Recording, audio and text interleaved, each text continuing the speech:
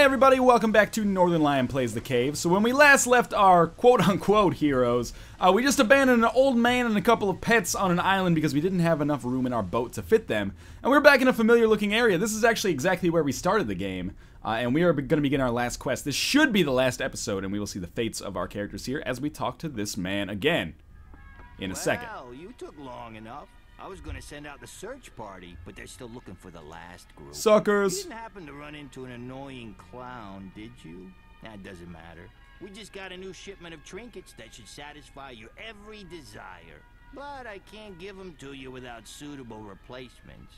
So, take this giant novelty-sized key, again, and open the employee's back entrance. I'm sure you'll find some treasures worthy of the cave's gift shop.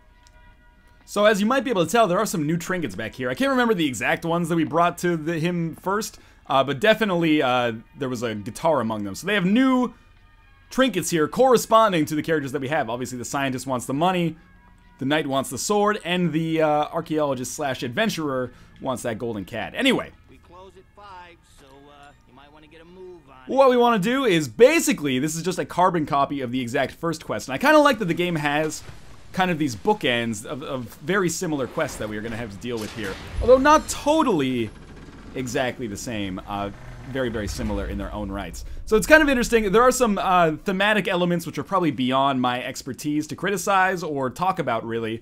But notice that every character is capable of getting exactly what they want at the end. Now, was it worth it? Was it worth all of the people that we destroyed on our way to getting all of these things? Well, I guess that much remains to be seen. I guess we can't take the elevator yet. We've got to instead go down the left way here. You might remember this from the first kind of series of obstacles that we dealt with. This was the very first puzzle in the game where we had to deal with that awful monster and then get by him and then find a way to get these trinkets. What was also really cool is that at the cave booth at PAX Prime 2012, after you finish the demo, it was almost like in mirroring the cave. Remember, that used to be a waterfall, I believe. Mirroring the kind of design of the cave. When we got down here, or when you finished the puzzle that was actually part of the cave demo. There's a prospector's gold. You actually got a trinket from the developers as you left, which I thought was kind of a neat mirroring, especially now that I'm, playing through the game myself. It strikes me as very, very interesting. But anyway, there's our first trinket, was that gold. And these all relate, not to spoil anything, but they do all relate to the things that we dealt with. We get the monster trophy, which represents the crystal cave monster, obviously, that we destroyed. Well, not destroyed, but you know what I mean.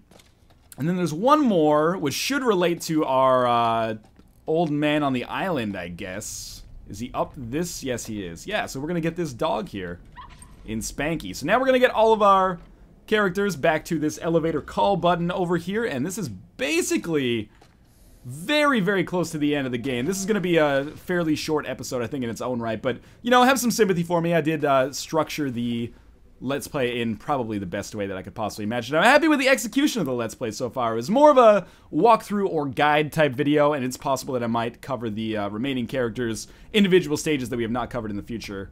But yeah, I'm happy with how this has turned out. I enjoy the cave as a game. I think it's one of the coolest games, certainly on digital distribution this year so far. There hasn't been a whole lot of competition, but definitely this game has given me a lot of gameplay. Probably, I just got it like yesterday, basically. I recorded the entire Let's Play in one day, and beat the game in one day as well, the first time I played it. So I've put in like 5 or 6 hours, despite the fact that I just got it less than 24 hours ago. Oh god, I crushed them all. So that should give you some idea of how I feel about the game so far. But anyway, let's get everybody kind of into their own areas here, and we'll use the elevator call button to take them all up.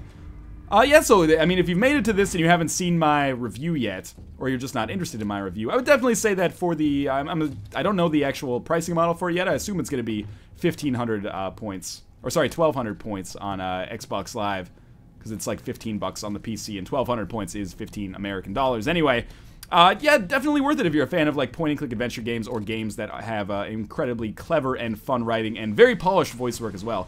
Puzzle design is a little bit absurd at times, which is kind of cool because it does mirror, again, that point-and-click adventure style, which is kind of interesting for a game like this. Replacement trinket. Oh, that will do just fine. I don't think its rightful owner will miss it much. Here you go. Alright, so now our knight has Excalibur. We can't switch to anybody else. I think we just have to take our knight through to completion then. We've got to climb this big ladder with him. And again, I can't stress enough how much I love being able to jump up these ladders. Although the game has now hinged or handicapped me from doing that. Believe me, I'm pressing the A button, but I can't get much higher. So that will be the end of our Knight's Tale here. With the final piece of concept art, he is just gonna die and the kingdom is going to be destroyed as a result of his cowardice, I guess, or the fact that he faked everything. Let's see about our scientist here, bringing this gold nugget in. She should get the money then. That will look nice on the shelf. Taking the thing someone else desires most was a stroke of genius. You earned it. All right, so we get our big sack of money.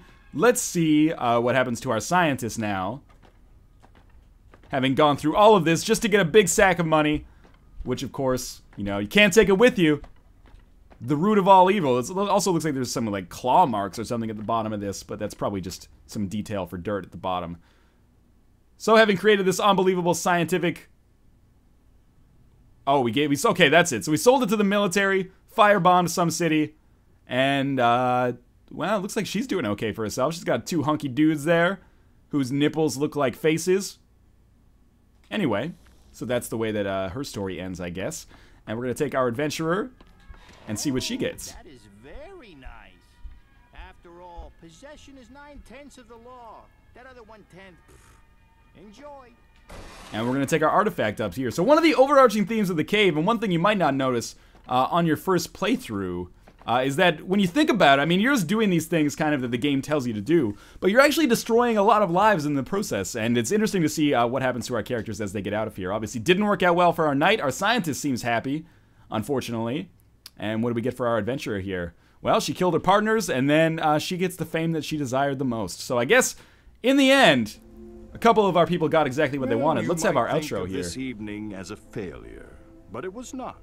True, our friends did not learn the lessons they were meant to. They are destined to choose a path that can lead only to misery and disappointment.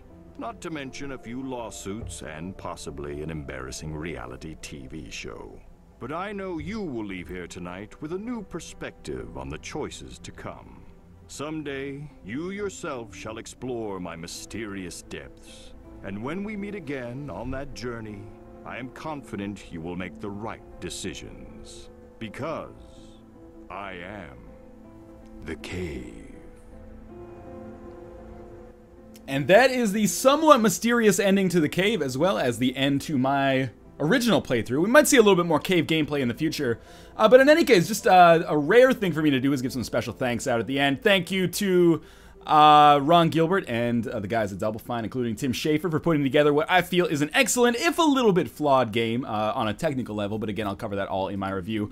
One of the best games that I've played so far this year for sure. And a big thank you again to Red Panda Gamer, who was able to secure a copy of this pre-release for me, which helped me out a great deal. I thought cave paintings were by Diana Krall. That would have been interesting.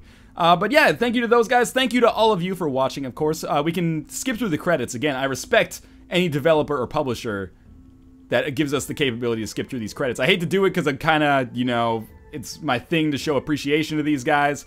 But at the same time, you know, the Sega marketing team, head of localization and ESD, doesn't necessarily...